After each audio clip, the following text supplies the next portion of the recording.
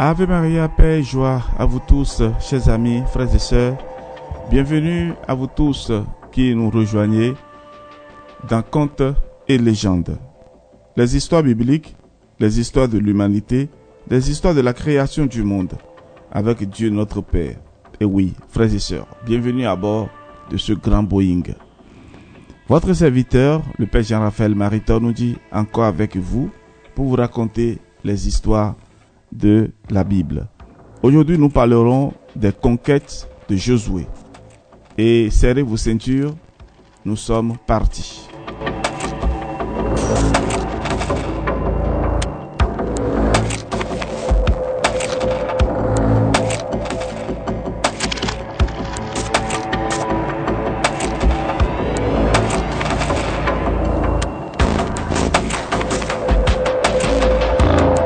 Dans la dernière édition de Contes et légendes, frères et sœurs bien-aimés, nous avons parlé de comment Dieu a accompli deux grands miracles. La traversée du Jourdain à pied sec et la victoire écrasante sur les redoutables géants de Jéricho. Et si vous vous en souvenez, je vous avais posé une question. Quel est le secret pour que Dieu accomplisse des miracles dans ta vie? Alors profite de ce temps de lumière, pour demander que Dieu accomplisse aussi un miracle dans ta vie.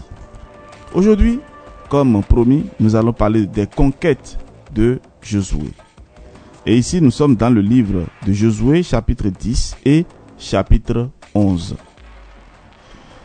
Alors, chers amis, lorsqu'ils apprennent comment Josué a écrasé Jéricho, tous les rois amorites se mettent d'accord pour combattre le peuple d'Israël.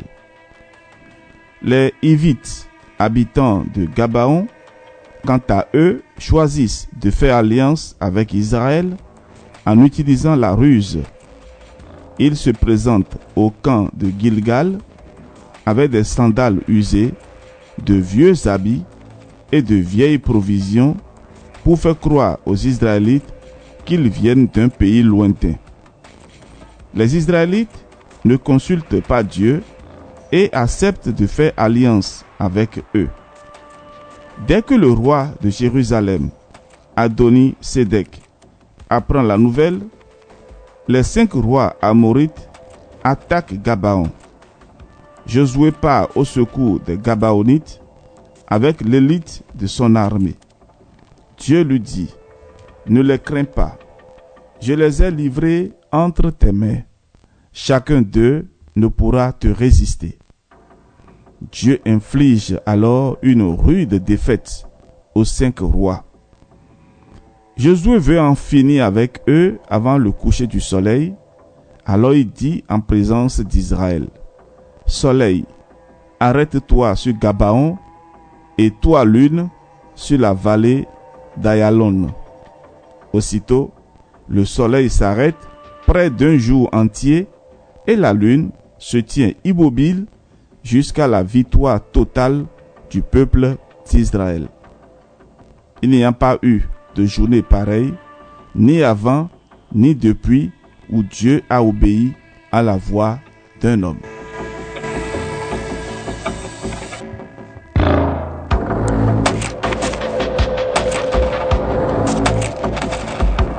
Eh bien, le même jour, Josué remporte la victoire sur Makeda. Il s'empare ensuite de Lachish le second jour. C'est alors que le roi de Gézer part au secours de Lachish, mais Josué lui colle une bonne raclée. De Lachish, Josué s'empare le même jour de Églon et de toutes les localités qui en dépendent. Josué fait de même pour Débir et Assor. C'est ainsi que Josué s'empare de tout ce territoire, exactement comme Dieu l'avait dit à Moïse, et il le donne en héritage à Israël selon sa répartition en tribus. De son vivant, Moïse a conquis plusieurs territoires qu'il a donnés en héritage aux tribus de Ruben, de Gad et à la demi-tribu de Manassé. Josué, quant à lui, a conquis 31 territoire dans la région de Canaan. Et Dieu lui dit, tu es maintenant avancé en âge, alors qu'il reste encore d'autres territoires à conquérir. Distribue les territoires déjà conquis aux 9 autres tribus et à la demi-tribu de Manassé, comme je te l'ai ordonné. La tribu de Juda reçoit les villes de Jérusalem, Hébron, Bethléem et les villes et villages environnants. Josué distribue à chacune des tribus une part des territoires conquis. Josué achève ainsi la répartition du pays selon ses frontières. Toujours sur ordre de Dieu, les Israélites donnent à Josué les villes qu'il a demandées en héritage. Timnath-Séra dans la montagne d'Éphraïm. Josué les reconstruit et s'y installe. Sur l'ordre de Dieu, il crée des villes de refuge afin que ceux qui ont commis des meurtres involontaires puissent s'y réfugier pour échapper aux vengeurs. Aucun ennemi ne peut résister devant le peuple d'Israël. Dieu leur donne ainsi la terre promise et leur permet de vivre en paix comme il avait promis à leurs ancêtres. Oui, frères et sœurs, Josué est un véritable héros. Avec une simple épée, il bat des peuples plus nombreux et équipés de chars. Toutes les promesses de Dieu se réalisent après plusieurs siècles. Josué fait la répartition des territoires et ce n'est qu'après qu'il reçoit sa part. Et oui, l'histoire est devant nous.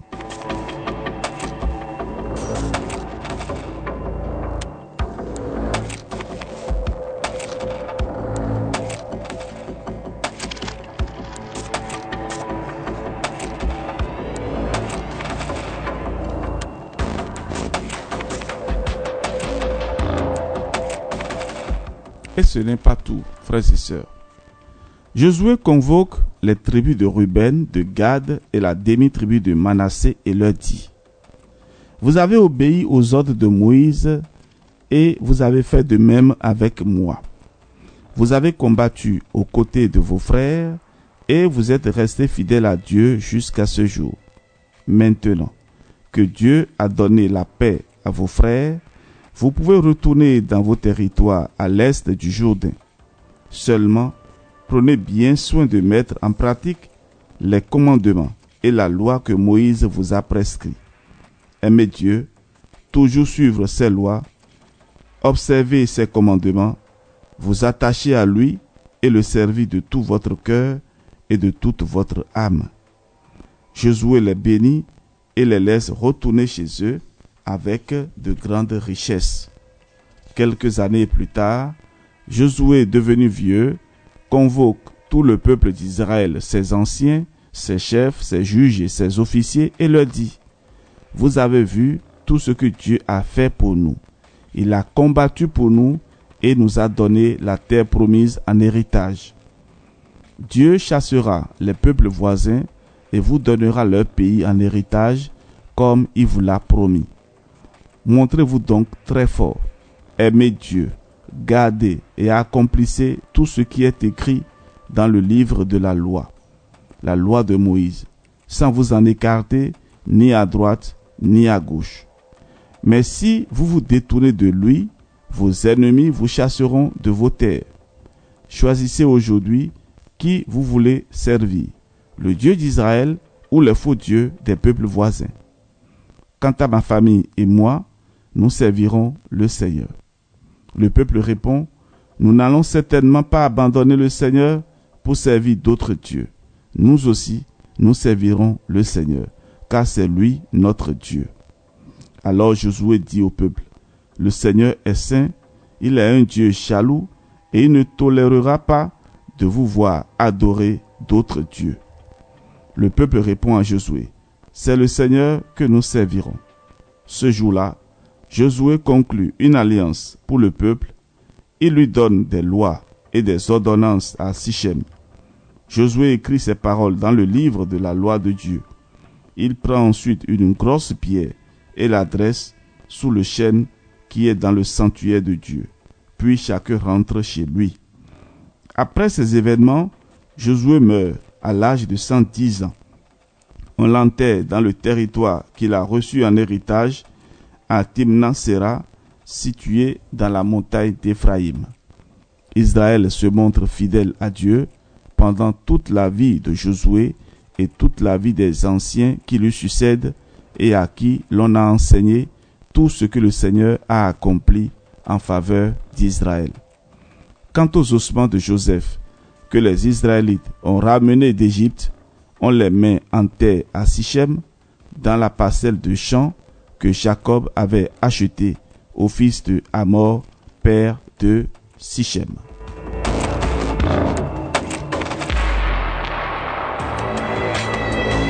À retenir, Josué accomplit fidèlement sa mission. Il raconte les merveilles de Dieu à tout le peuple, y compris les enfants. Avec lui, le peuple d'Israël reste fidèle à Dieu, ce qui lui permet d'être béni et de vivre dans la paix. Alors, frères et sœurs, une question. Pourquoi devons-nous connaître l'histoire de nos ancêtres dans la foi?